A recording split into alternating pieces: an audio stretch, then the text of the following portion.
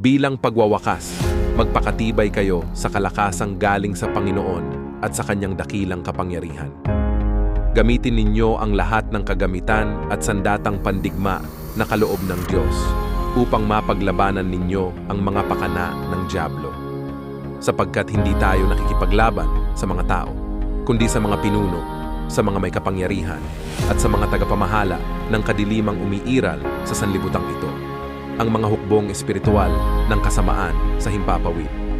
Kaya't isuot ninyo ang kasuotang pandigma na mula sa Diyos.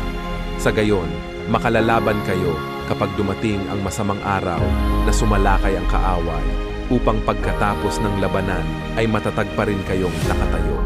Kaya't maging handa kayo, ibigkis sa inyong baywang ang sinturon ng katotohanan at isuot sa dibdib ang baluti ng katuwiran.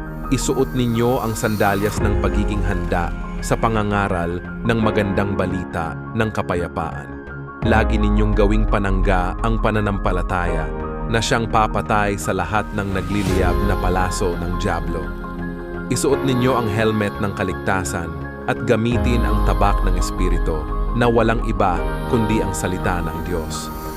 Ang lahat ng ito'y gawin ninyo na may panalangin at pagsamo. Manalangin kayo sa lahat ng pagkakataon sa patnubay ng Espiritu. Lagi kayong maging handa at patuloy na ipanalangin ang lahat ng hinirang ng Diyos. Ipanalangin din ninyong ako'y pagkalooban ng wastong pananalita upang buong tapang kong maipahayag ang hiwaga ng magandang balitang ito.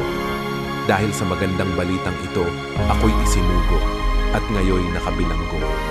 Kaya't ipanalangin ninyong maipahayag ko ito ng buong tapang gaya ng nararapat.